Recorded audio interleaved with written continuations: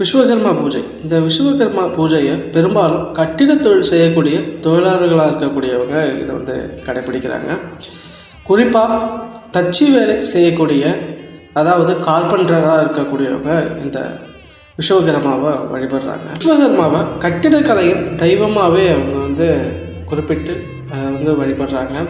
படைப்பாற்றல் அதிகரிக்கணும் அப்படின்னு சொல்லிட்டு தன்னோட தொழில் வந்து மேம்படணும் அப்படின்றதுக்காக இந்த விஸ்வகர்மாவை வழிபடுறாங்க. இவர் உருவாக்கிய மிக அற்புதமான ஆயுதங்கள் மகாவிஷ்ணு கையில் இருக்கக்கூடிய சுதர்சன சக்கரத்தை இவர் தான் உருவாக்கியிருக்காரு. இதனாலேயே நம்ம வந்து இவரை வந்து சக்கரத்தாழ்வாராக நம்ம வந்து வழிபட்டுட்டு வரோம். இவரை நம்ம வந்து பெரும்பாலும் பெருமாள் கோயிலில் நம்ம வழிபடுறோம். அது மட்டும் இல்லாமல் சிவன் கையில் உள்ள திரிசூலத்தையும், சூரிய பகவானோட ரதத்தையும், ராவணனோட புஷ்பக விமானத்தையும், இந்திரனோட வஜ்ராயத்தையும், இது மட்டும் இல்லாமல் பூரி ஜெகநாதர்